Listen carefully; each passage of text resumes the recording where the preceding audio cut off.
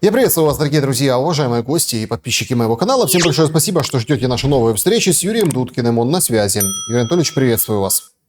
Здравствуйте, Александр, рад вас видеть.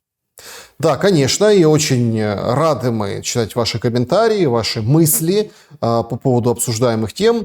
Ну, сейчас на повестке дня одна самая горячая и тяжелая тема – это война.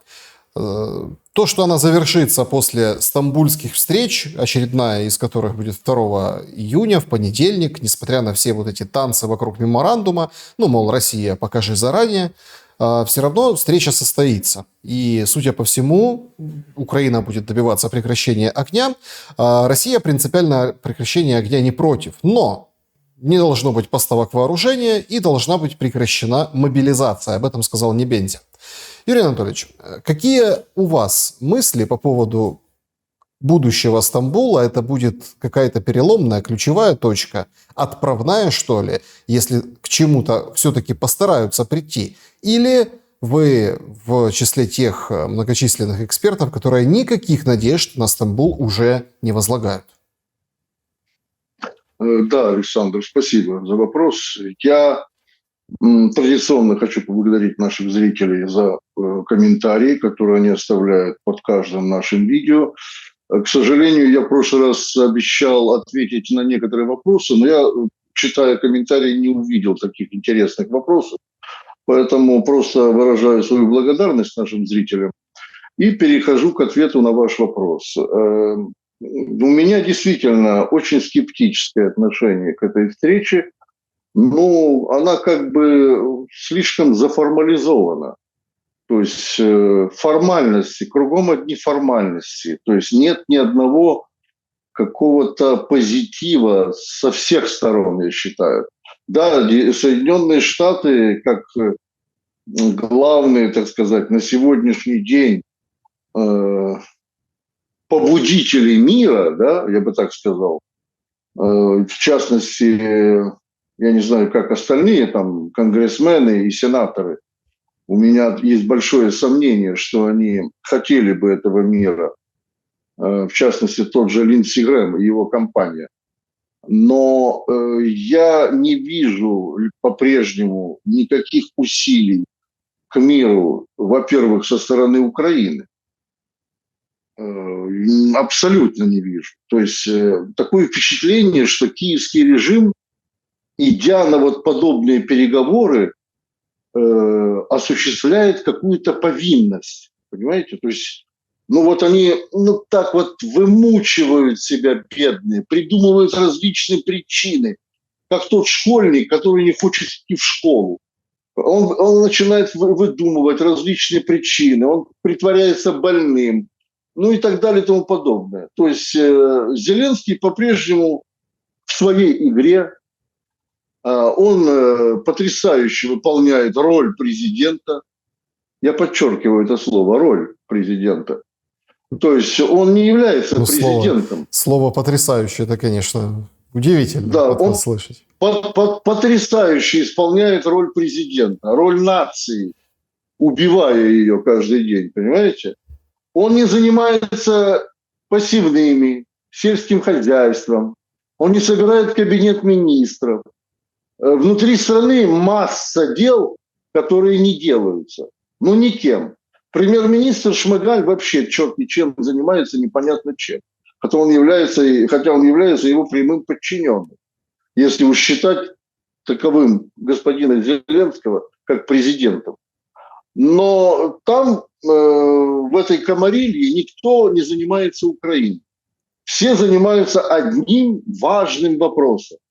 Где бы еще получить деньги? Причем желательно безвозмездно, без подписания каких-то бумажек, излишней вот этой вот хлопотни, вот этой хлопотовой, понимаете? Так вот, чтобы попросить, и вот просто дали. Ну, как, например, дала Германия 5 миллиардов, да? Причем Германия меня поразила тем, что Германия всегда славилась своей педантичностью и четкостью в ведении различной документации.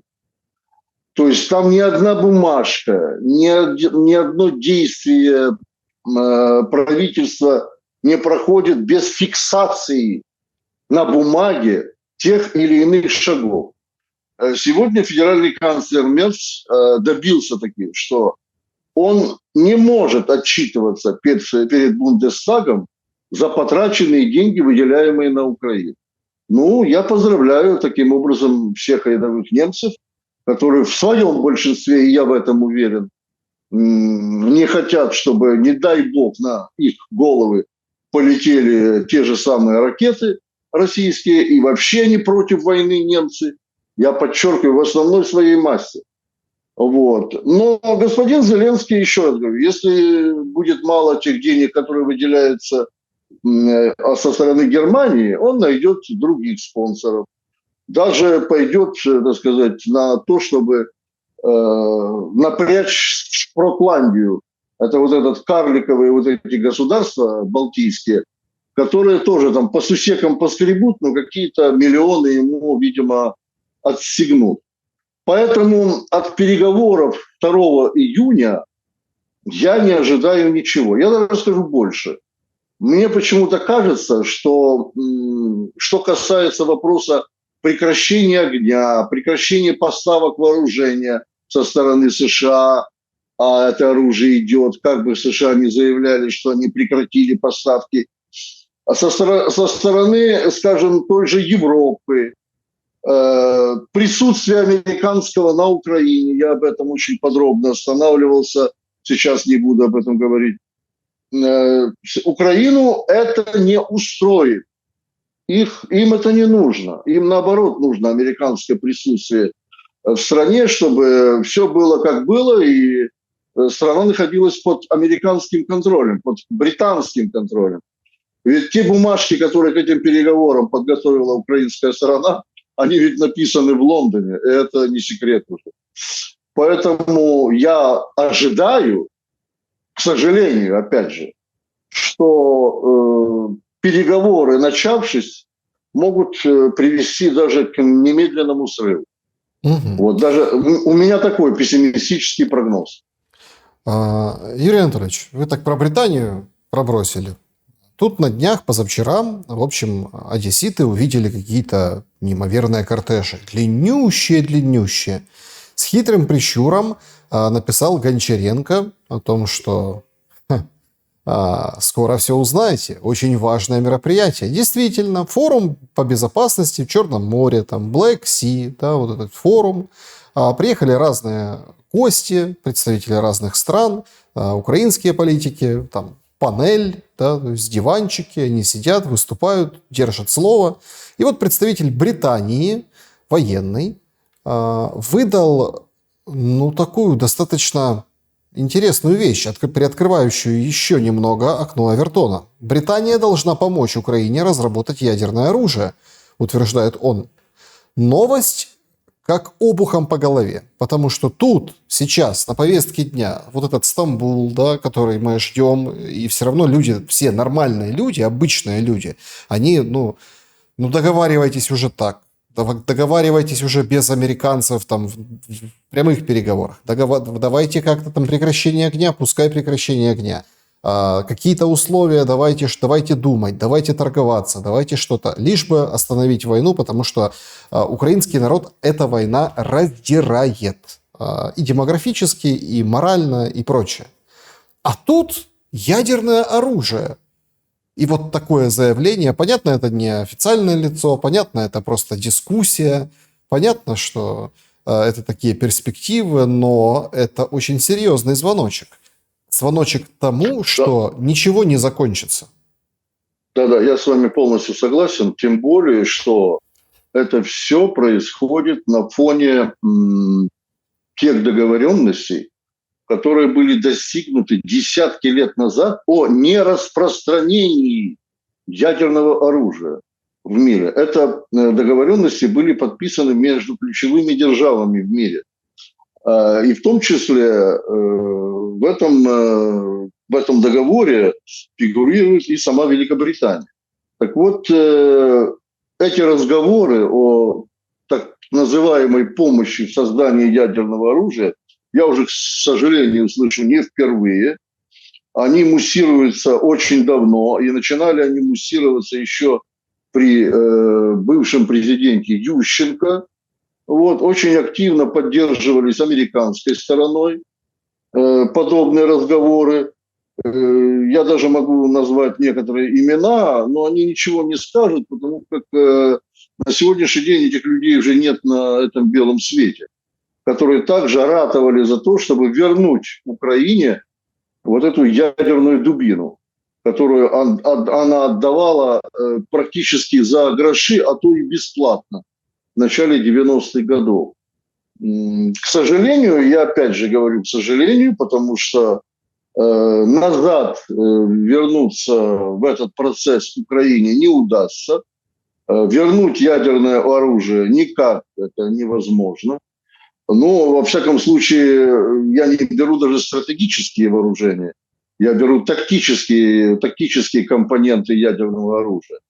Но в Украине я почему-то к этому отношусь действительно немножечко осторожно, потому как у Украины есть большое количество ядерных отходов. И в частности на Чернобыльской АЭС. Создать нечто подобное грязной бомбы, как уже неоднократно об этом говорилось, но это действительно даже можно и на кухне у своей бабушки.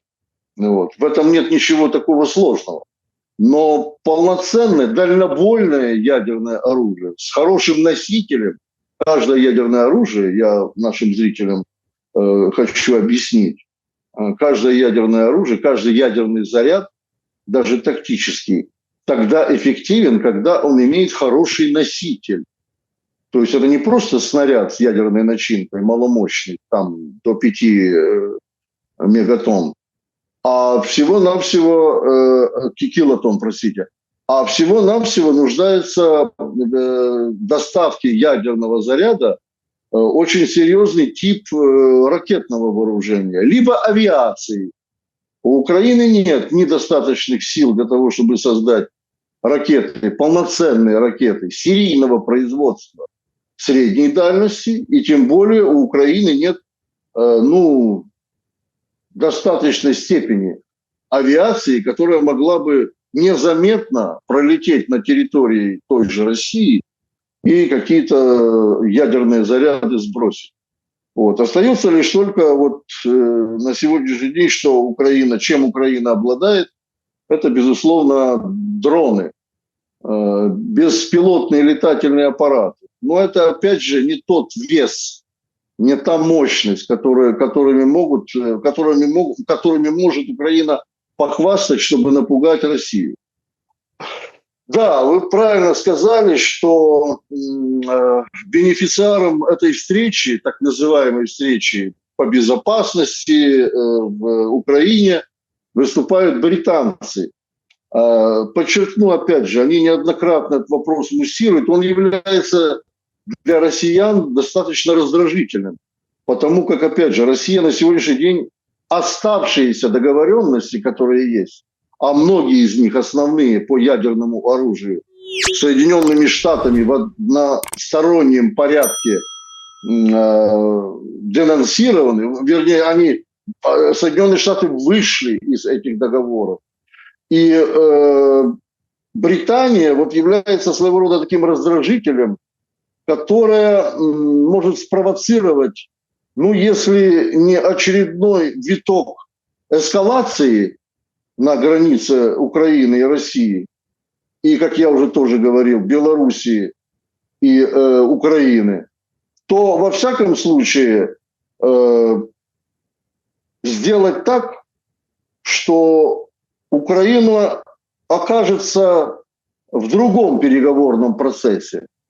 То есть, если Украина, не дай бог, конечно, объявит в каком-то недалеком будущем, какой-то недалекой перспективе, как в свое время это было с Корейской Народно-Демократической Республикой, что они закончили свои разработки в области ядерных вооружений, или тот же Иран, к примеру, да, то это вызовет очередной виток напряженности в мире, это раз.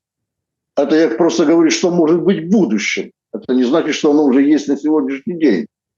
Или же ставить той же Российской Федерации новые какие-то условия, да, которые Украина сегодня поставить не может никак. Она слишком слаба и экономически, и в военном отношении. И таким образом затягивать вот эту непримиримую вечную вражду между двумя славянскими государствами. Сегодня Сырский сообщил, что идет наступление. Ну, кроме там привычных Донбасса, Харьковской области, Сумской области, есть еще наступление на запорожском направлении. Бильд пишет интереснейшую статистику. 18 населенных пунктов. 18 за последние дни, конкретно за одну неделю. Это около 200 квадратных километров. Это определенный рекорд последних, ну, наверное, года где-то, да, то есть по скорости продвижения вперед. Значит, в этом же материале Бильд говорит, что визит Зеленского в Берлин завершился ледяным отпором по Таурусам от Мерца. Ну, не знаю, насколько он был ледяной, все равно там деньги на разработку выделили, но тем не менее. Но в этом материале, военном материале, как бы автор задается вопросом, так это что уже началось? Наступление летнее? Ситуация на самом деле очень критична по линии фронта. 11 населенных пунктов убирают, ну, в общем, эвакуируют в Сумском направлении. Есть уже конкретные расчеты, что меньше 25 километров в случае там, до Сум, до областного центра могут запускаться уже дроны. Мы видели, что эти дроны ударные находят коробки с живой силой и техникой, и оружием, да, и в принципе по движущимся целям работают на 20-25 километров. Как раз до Сум рукой подать. Как вы оцениваете перспективы, с одной стороны, продвижения, с другой стороны, вот этого переговорного трека?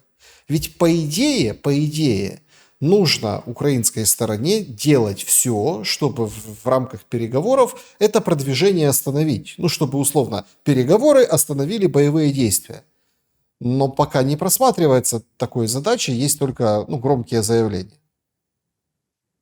И я скажу более того, что когда Трамп договаривался с Путиным о прекращении обстрелов украинской энергосистемы, да, мы помним этот случай, и российская сторона соблюдала эти договоренности, остановив обстрел энергообъектов Украины на целый месяц, то украинская сторона ни одной секунды, ни одной минуты не прекращала обстрелы российской территории и территории, которые находятся под контролем Российской Федерации на сегодняшний день. Вы упомянули Бильд.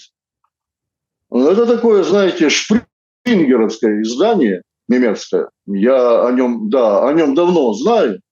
И там работает очень интересный, на мой взгляд, я человек объективный, корреспондент русофоб, абсолютно русофоб, тяготеющий действительно больше к украинской стороне, Юлиан Рёбке. Вот он, как военный корреспондент, очень подробно, очень четко освещает положение дел на сегодняшний день в том же самом упомянутом вами запорожском направлении. Я почему на нем остановился? Потому что среди тех журналистов, а их просто-таки мизерное количество с украинской стороны, военных корреспондентов, которые сегодня работают по заданию своих агентств украинских на линии фронта, сравнение с Рёбке, просто не идут ни в какое они. То есть там абсолютно победоносная реляция, мы вот-вот уже скоро-скоро, и так далее и тому подобное. Я не буду подробно на них останавливаться. Это говорит о чем? О все-таки в некоторой степени, да, озабоченности Запада, происходящем на линии фронта, и, в частности, озабоченности, которую освещают западные средства массовой информации. И, во-вторых, то, что действительно хотелось бы или не хотелось бы тем же западным журналистам, в том числе и немецким, не говорить об этом, а они не говорить об этом не могут. А я имею в виду прежде всего моральный дух и боевое состояние вооруженных сил Украины. На всех участках фронта, на всех абсолютно. Теперь, что касается того, преддверии переговоров в Стамбуле, возможно ли какое-то затишье? Ну, просто, знаете, одним словом хочется ответить, конечно, нет. Но все возможно. Все возможно. Я считаю, очень важным будет первый день. Вот если украинская сторона будет соблюдать такую, знаете, немецкую педантичность, да, пунктуальность такую немецкую, и прибудет за стол переговоров минута в минуту, а не так, как в прошлый раз, спустя сутки, такое впечатление, что им это вообще не нужно было. И им Соединенные Штаты навязывают эту российско-украинскую повестку дня, то переговоры могут каким-то образом еще рассматривать какие-то вопросы. Понимаете? В том числе, в первую очередь, конечно, военные вопросы. Надо сказать, что процесс обмена военнопленными прошел на удивление удачно. И это меня действительно очень удовлетворяет как гражданина.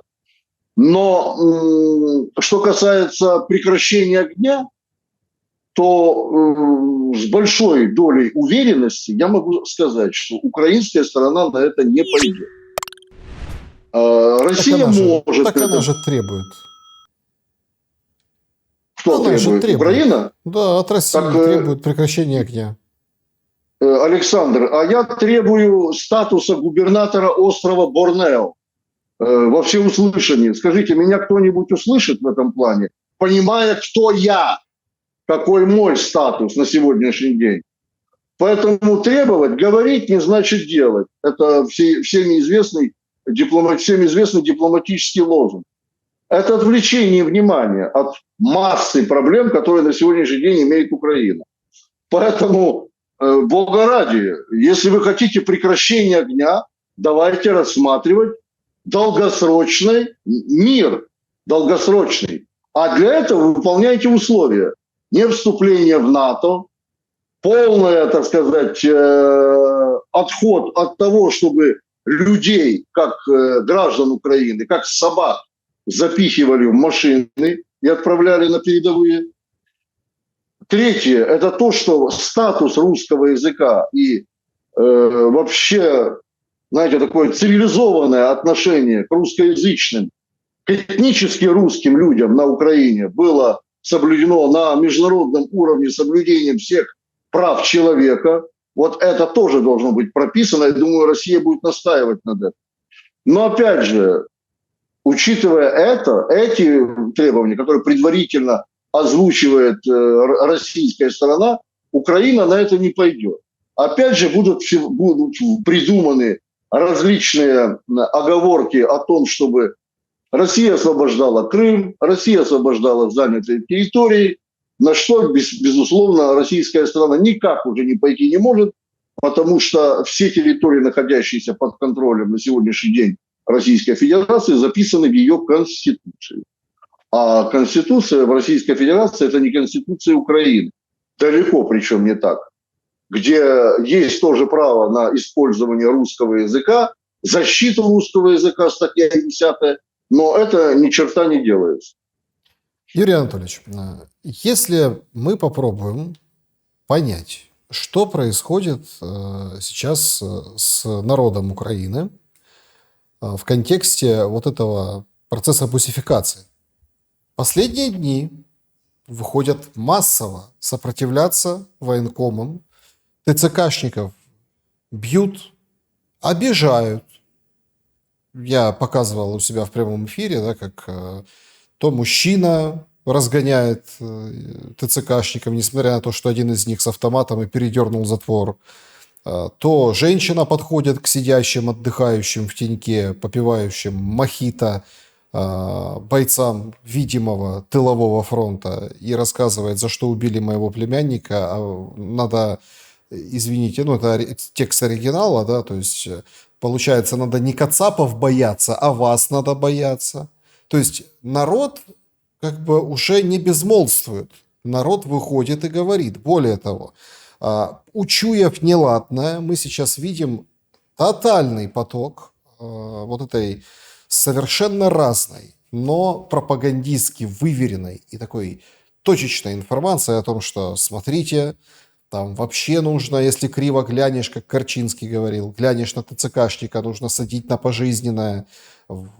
Если там ТЦК вдруг перестанут работать, через месяц обрушится фронт, через 2 он будет у Днепра, через там 2,5 под Львовом. Это все предатели, злые враги. Другие военные спикеры там говорят о том, что вот, нельзя. Оперативное командование выходит с сообщением, что, мол, граждане, это вы сопротивляетесь в военное время, везде враги, что ж вы делаете. Даже брошюру издали. Тоже вот интересная штука. Целая брошюрка, представляете? В брошюрке правила поведения многоуважаемых ТЦКшников, в кавычках, да, и того, что можно, что нельзя. Значит, запрещена дискриминация, унижение, преследование, самоуправное задержание недопустимы. Избегать жаргона, слушать, не перебивать. Это прям в брошюрке на 50 страниц. Необходимо документировать инциденты. И вот эта вот брошюрка, призывы как бы любить ТЦКшников, пожалеть ТЦКшников, крики о том, что они же вот вчерашние с фронта вернулись, еле выжили, превращается в такую большую массовую кампанию информационную. Но похоже, что после Каменца, а были еще некоторые случаи раньше, ситуация в корне изменилась. Не находите? Я, да, нахожу. Я нахожу это потому, что сопротивление ТЦК, я добавлю немножко в ваше повествование, вот то, что вы сделали, несколько строк, возглавляют бывшие военные, которые уже пришли с фронта, демобилизованы по инвалидности, по другим причинам. Они возглавляют это сопротивление.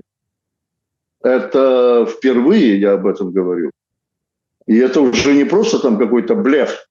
Это есть также во многих видеороликах в интернете. Это первое. Второе. В годы Великой Отечественной войны, в 1943 году, во время Курской битвы, был сформирован Степной фронт. Ну, у него было другое назначение, абсолютно не касающееся того положения, которое существует сегодня в Украине.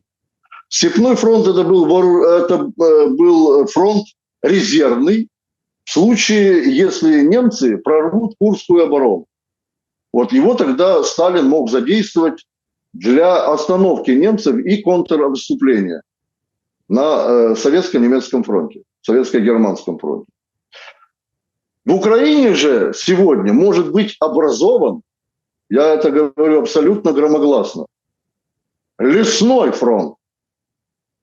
То есть то, о чем так долго говорили, вот там может быть на российских территориях, которые сегодня Россия отжала у Украины, будут образованы партизанские отряды, будут вести непримиримую борьбу с российскими вооруженными силами местные жители. Друзья мои, я уверяю вас, год, максимум 2 года, такие фронты в каких-то локальных органах и структурах власти в Украине, они будут организованы. Именно власти. Особенно на западе Украины. Это регион, который славился испокон веков всегда. Если не сопротивлению Советам, то сопротивлению полякам. Ну и так далее и тому подобное. Понимаете? А здесь, если опираться, опять же, я очень люблю статистику, причем очень старую, когда бывший министр внутренних дел Украины Арсен Аваков абсолютно официально в Верховной Раде заявил, что нелегальных стволов в 2016 году на руках у украинских граждан уже было 4 миллиона, то я вполне себе допускаю, что это оружие находится где-то в подвалах, в домах, под кроватями у украинских граждан, и оно может быть использовано в сопротивлении украинским властям, нынешним украинским властям, и организовано теми же бывшими военнослужащими украинских вооруженных сил.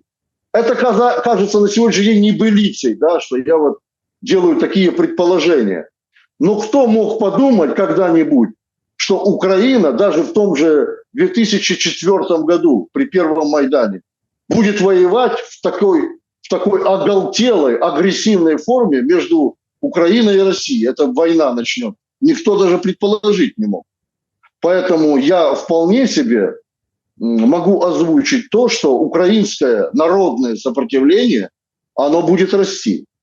Причем вооруженное сопротивление, подчеркиваю. Потому как действительно меры, которые избрала нынешняя нацистская власть по мобилизации, они не просто антигуманны, они античеловечны. То есть человечество подобного еще не знало. Но, может быть, это там в странах Африки или Ближнего Востока, и то на Ближнем Востоке, наверное, нет таких государств, где могла бы происходить подобное. Людей могли паковать, как какие-то свиные или бараньи тушки. Ну вот. На сегодняшний день, еще раз говорю, внутреннее состояние украинского общества очень критично. Ну, вы знаете, такой достаточно интересный дискурс, который мы помещаем вот эти рассуждения. Как вам кажется, вот если мы попробуем проиграть вот эту историю, а почему правда так? На Востоке сопротивления нет, я имею в виду там в оккупации, то есть в занятых Россией территориях, а оно может возникнуть на западе страны. Получается, что все равно как бы разные люди, разные подходы. И тоже ведь понятно, что я очень люблю эти приемы. Одни как бы играют на противоречиях, то есть там люди, которые на Западе, люди, которые на Востоке. Но сейчас это все равно все смешалось, потому что люди с Востока переехали на Запад, укрываясь от войны, да, или там отдаляясь от войны как можно дальше. На Востоке подобных актов сопротивления массового есть такие единичные случаи. Сейчас это все акты сопротивления ТЦК переместилось в центр и как раз-таки вот туда, на Западную Украину. Тут вообще даже уже на границе цыгане, ромы, в перестрелках с пограничниками. Те их уличили то ли в контрабанде, то ли по помощи переправлять людей за границу за деньги. И давай вот это вот все. И опять выходят, все гасят, как в Каменце заткнули рты на следующий день просто всем. То есть никакие местные группы, ничего там, судьбу этой женщины не узнать, там местные СМИ, которую наехали, придавили, которую на автомобиле ТЦК. Точно так же и по ситуации в Закарпатье. Вот это было ярко, с перестрелками, с огнем, с фейерверками, а потом раз и все замолчали. Это, видимо, как может судорожно режим пытается заткнуть дыры информационные и рты людям. Но проблема и не только. Проблема здесь гораздо более глубокая, гораздо более важная. Подобные случаи, о которых вы упомянули, говорят о том и подтверждают все тезисы того, что ранее высказывались очень робко в Украине о создании федеративного государства в Украине. Я беру 1991 год. О мультикультурности украинской нации. И социологи многие, довольно известные в Украине, об этом говорили, что нельзя зацикливаться на вот этой вот унитарности, в которой зациклились украинские националисты с запада Украины и пытались меньшинство вот это подчинить другие народы Украины себе. Вот вам, пожалуйста, вот то, что вы сегодня озвучили, Александр, это и является глобальной причиной того, что произошло на Украине, особенно после 2014 года, когда те, кто были против подавления любого инакомыслия, любого двуязычия, я бы уже не говорил даже о многоязычии украинского государства, те люди были просто таки жесточайшим образом интернированы и либо изгнаны из страны. Да, вы правильно упомянули о том, что люди с Востока на начале конфликта с Российской Федерацией в 2022 году переезжали на запад Украины. К сожалению, я сегодня могу констатировать то, что многие те, кто переехали с Востока, с Донецка, Луганска, Запорожья, Херсона, на запад Украины, уже на сегодняшний день находятся в европейских государствах. Потому как жить на западе Украины критически невозможно.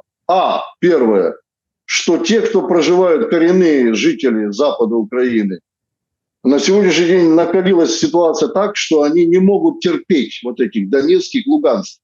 А тем более даже с Харькова. Если люди приехали из Харькова, допустим, там в Ужгород или Львов, их просто таки задавят ценами на жилье, ценами на продукты питания, ну и так далее и тому подобное. Я могу массу приводить причин. И, конечно, настучат в ТЦК. О, еще как! Ну, конечно, конечно. Про ТЦК это отдельный разговор. Чому ви наших хлопців забираєте, а ці понаїхавши тут сидять? Вот это главный тезис, о котором вы правильно упомянули.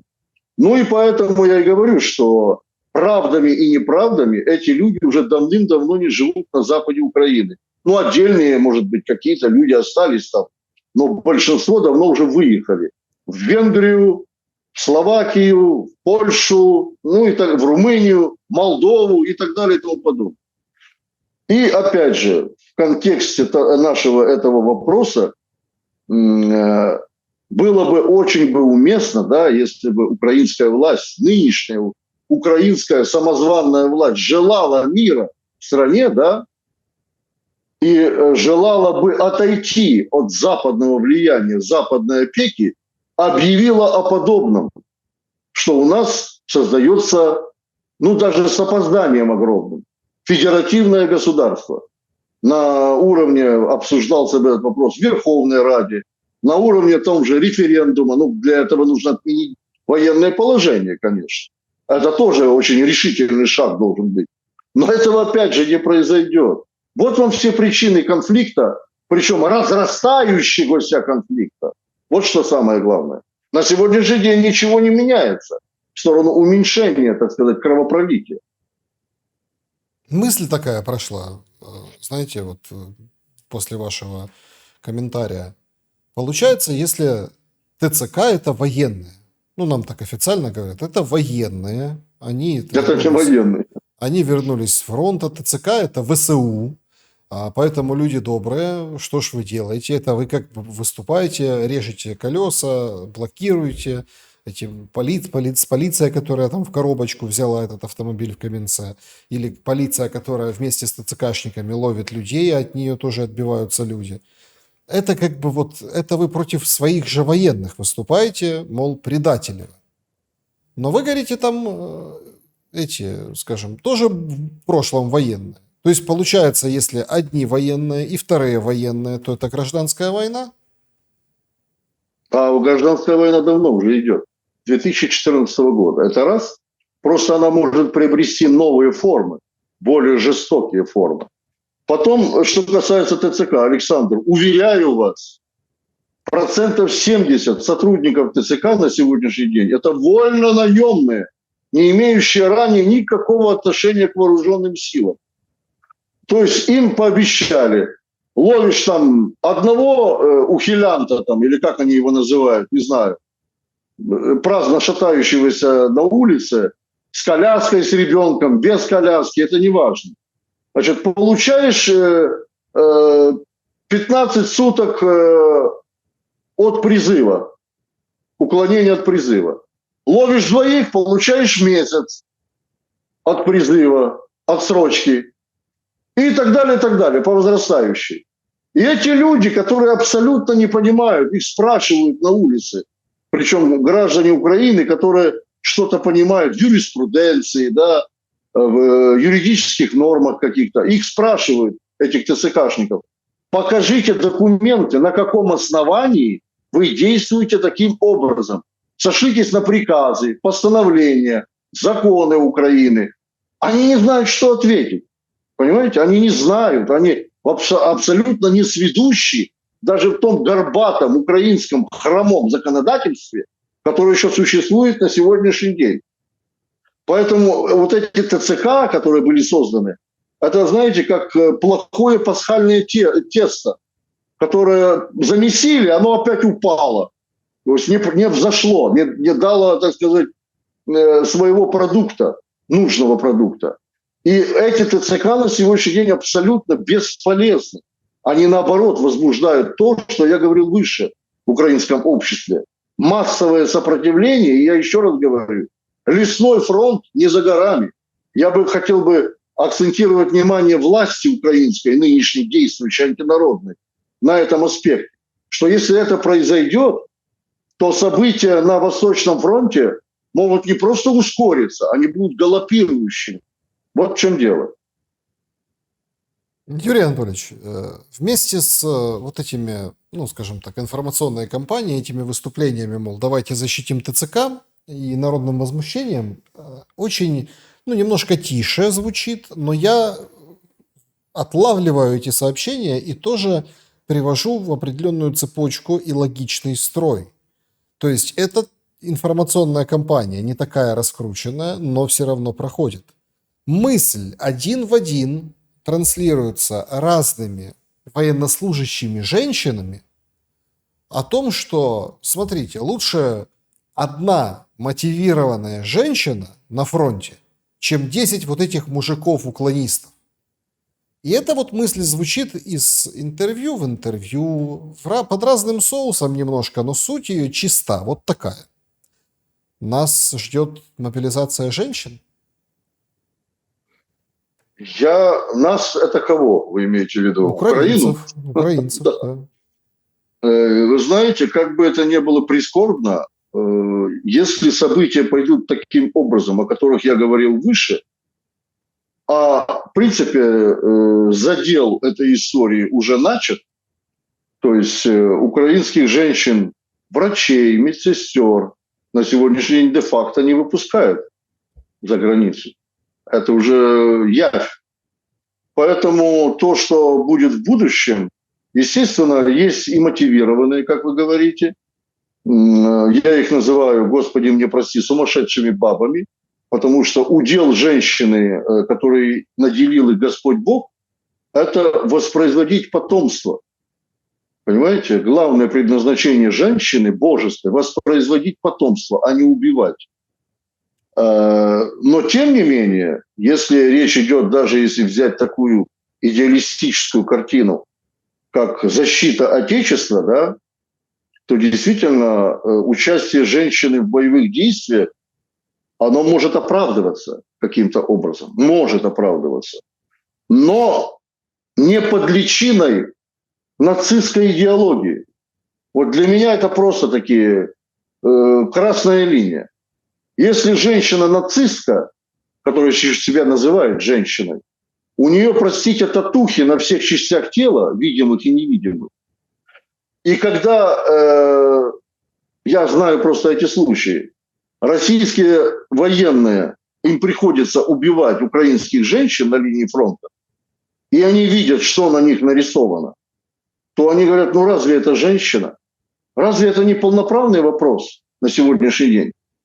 Если женщина, та же снайпер, вот оголтелая, вот с такими татухами, убивает своих же славянских братьев, да, пусть даже, я еще раз говорю, как она считает, защита Отечества своего, своей рідної неньки України, батьківщини. Ну, это я считаю неправильно. Это с моей позиции. Власть украинская на сегодняшний день доведена до такого предела, что кадровый дефицит военнослужащих вооруженных сил рядового состава, я даже не беру там офицерского, потому как у меня по этому поводу есть большой материал. И в количественном, и в качественном составе офицерского состава, командного состава, то даже рядовых военнослужащих на сегодняшний день критически не хватает.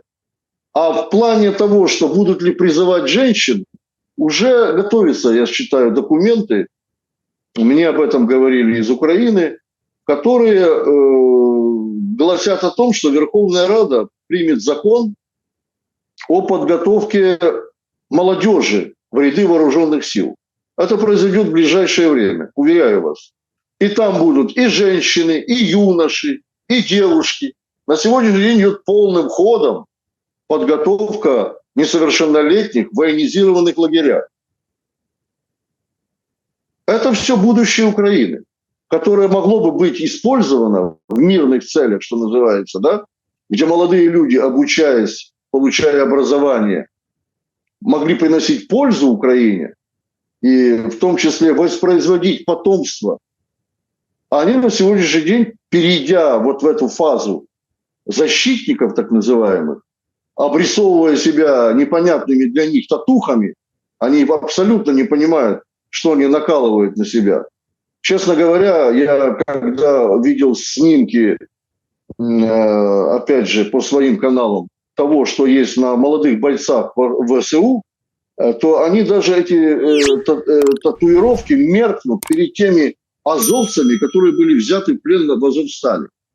Рисует такое, Александр, поверьте мне, я не вру, что просто-таки, кажется, люди либо не учились в школе, ну, хотя школа украинская на сегодняшний день представляет собой, ну, такое, знаете, типичное, одурманивающее, клоакное такое сообщество. Ведь педагогов украинских, которые были еще той советской школы, и тех выпускников пединститута имени Драгоманова уже тоже практически не существует. В педагоги идут все те, кому не лень. Вот, и они считают себя педагогами и притворяют в жизнь те идеи, бредовые идеи украинского нынешнего руководства уже, между прочим, 10 лет. 10 лет, ну, послушайте, если с первого класса ребенок пошел в школу в 6 лет, с первого класса ему за 10 лет внушили вот эту антиславянскую, антирелигиозную, я даже так скажу, я уже там не беру антирусскую пропаганду, да, то это человек-инвалид, это молодой человек-инвалид. Его фактически нужно просто-таки этими людьми нужно заниматься выдающимся психологом, потому что просто так рядовой психолог с этими людьми тоже не вправе работать. Не сможет он работать с ними, с этими молодыми людьми, которых сегодня будут загонять в стойла, в окопы. Вот. А женщины на сегодняшний день в стране, ну, те, кто хотели, те давно уже выехали. Я знаю, где, например, села украинские, да, в той области, где я родился, в Хмельницкой области, где не просто не осталось ни одной молодой женщины, а тем более молодого мужчины. Там одни старухи живут и деды, которым уже там по 80-90 лет. Вот такое состояние сегодня украинского общества. Поэтому кого они будут мобилизовывать из женского контингента украинского общества, ну, для меня это является не тем спасительным кругом, который может спасти украинскую власть от окончательного погребения. Вот А что может спасти? Здравый смысл, которого нет в украинской власти. Здравый смысл был еще у Порошенко, когда он начинал гражданскую войну, о которой вы упомянули, на востоке Украины. Самая настоящая гражданская война. Когда люди, те, которые варили сталь, добывали уголь, занимались на ведущих промышленных производствах делом, их заставили взять в руки оружие и защищать свою землю. Защищать свой язык. Вот что самое главное. Язык, культуру свою защищать. И это ввергло Украину в гражданскую войну. Очень показательный момент был. Вот вчера Зеленский сходил на выставку книжную на Арсенале. Да, я видел. Ему дали книгу полистать, посмотреть, ну, как бы «Убить тирана», да, называется, итальянского автора. Он не сразу понял, типа, подписать. Он говорит, нет, допишите. Очень интересно и знаково так получилось. Сразу как-то люди так развели руками там в соцсетях, так как кто тиран, тоже, да. Почему так? Понятно, что это все делалось по лекалам пропаганды 22 года, но много воды уже утекло 23-22 года, когда там типа убить тирана, это имеется в виду, ликвидировать Путина и освободить мир от этого зла, и тогда воины света на белых конях, собственно, разлетятся по миру, и их будут встречать как богов в каждом уголке мира. Но как-то вот сейчас очень интересный двойной подтекст у этого эпизода. Тем более, что, как выяснилось потом, просто это же публичное мероприятие, люди сняли 11-12 человек охраны по периметру лотка. Слушайте, ну это уже клиника, это уже фобия. Это уже не тот Зеленский, который показывает себя. Вот тоже, да, парадокс. Он же на 9 мая ходил по Крещатику и вот это показывал, как бы себя снимая, что вот я, вот люди, мы свободно ходим, самый демократичный президент, любой может подойти, там даже какой-то пьяный пытался подойти, но его так культурно человек в штатском отодвинул в сторону. А здесь, не в штатском, с такими лицами, как, ну, я не знаю, как будто, ну, что-то такое трагическое происходит у всех по периметру. Александр, это лица не граждан Украины, уверяю вас, охраняющие президента, недопрезидента Украины. Это спецагенты британских спецслужб, это раз.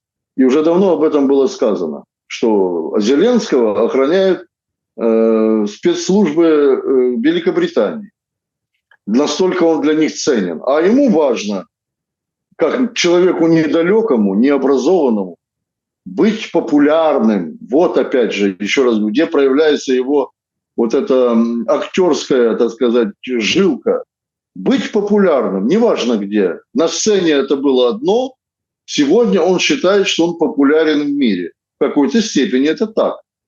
Но, с другой стороны, да, есть другая часть зрительного зала, и она немалая, которая просто ненавидит и проклинает его. Вот что самое страшное для самого Зеленского. Теперь, что касается книг. Я думаю, что он не только эту книгу не прочтет, Александр, уверяю вас. Если он ее где-то там положит на полку у себя в кабинете или на стол свой письменный, ну это еще будет хорошо. Я думаю, что он вообще ее где-то выбросит и не будет помнить, куда он ее дел, эту книгу. Потому как человек просто-таки удивительно далек не только от политики, не только от той ответственности, на которой 73% в 2019 году, в 2019 возложил на него украинский народ. Он далек от этого вообще, он не понимает, почему его избрали. Он думает, что его избрали за то, что он в 95-м квартале выступал.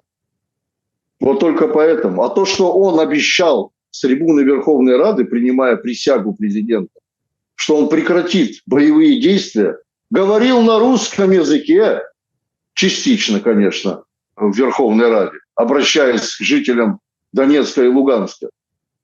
Вот про это все он забыл давным-давно. И он прекрасно понимает, что это вранье, которым он поливал тогда с трибуны Верховной Рады, оно сработало. И сработает, мол, сейчас тоже, когда уже, так сказать, боевые действия на территории Украины доходят до определенного апогея. Страна стремительно теряет не только свои территории, она теряет свой народ.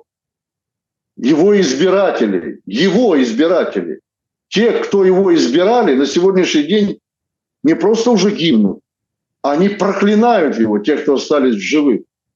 А проклятие народа – это самое страшное проклятие. От него никуда не уйти. И на сегодняшний день люди, которые прекрасно понимают, что они на сегодняшний день сделали, многие из них принимают вину на себя. Обвиняя и проклиная Зеленского, они принимают эту вину на себя. Это самая также тяжелая психологическая форма самобичевания. Когда люди говорят, вы знаете, когда что-то совершишь, да, семью разрушишь там, от ребенка отречешься, и люди потом в возрасте определенном хватаются за голову и говорят: боже мой, что же мы натворили? Вот сегодня у украинского народа такое состояние. Но у Зеленского, уверяю вас, такого состояния не будет. Он себе четко отмаркировал все пути отхода, если возникнет такая опасность, какая-либо опасность. Эти пути отхода четко согласованы с его кураторами. У него есть те счета, которые действительно никогда не проявятся и никогда не будут изобличены, как, скажем, его спасительные круги, как это было, например, с убийством Джона Кеннеди, да? Якобы Трамп сегодня там открыл некоторые документы, но эти документы давным-давно уже известны широкой общественности. И комиссия Уоррена, которая была создана после убийства Джона Кеннеди, давным-давно об этих проблемах, об этих подозрениях давным-давно уже была высказана. Эти подозрения были высказаны. Комиссия Уоррена, прокурора Уоррена. То же самое сегодня происходит с господином Зеленским. Он станет темной лошадкой. Ну, если, скажем так, в этом мире, говорят, очень сложно скрыться. Но были случаи, были в истории, которые на сегодняшний день еще не раскрыты. Никто не знает достоверно, остался ли Гитлер жив после Второй мировой войны, остался ли жив Мартин Борман после Второй мировой войны, Генрих Мюллер и так далее и тому подобное. Эти материалы есть, я уверен в этом. Но они настолько закрыты и еще будут закрыты более 100 лет, когда сменятся целые десятки поколений. Поэтому для Зеленского, который сегодня является исчадьем ада для славянских народов, который был призван для того, чтобы разобщить, стравить славянские народы, посеять смуту на этом участке земного шара, многовековом участке, где рождались, умирали, защищали свою родину славянские народы. Вот это было его предназначение. И куда он дальше будет рулить, какие книги дальше будет читать, кого он дальше будет считать диктатором, но это время покажет. Юрий Дудкин был моим собеседником сегодня. Я благодарен за время и мысли. Спасибо, Александр, вам. Будем читать комментарии. Обязательно, друзья. Вы пишите, пожалуйста. И вы, друзья мои, когда комментируете, задавайте вопросы. Конечно, оценочные комментарии тоже важны, но вы задавайте вопросы. Мне задавайте вопросы, Александру, а мы будем отвечать, так будет интереснее. Да, друзья, не забудьте при всем этом ставить лайки, да, и видео, и, конечно, комментариям друг друга. Берегите себя. Всем добра и света. Начинается лето. Ох, какое жаркое в военном и политическом смысле.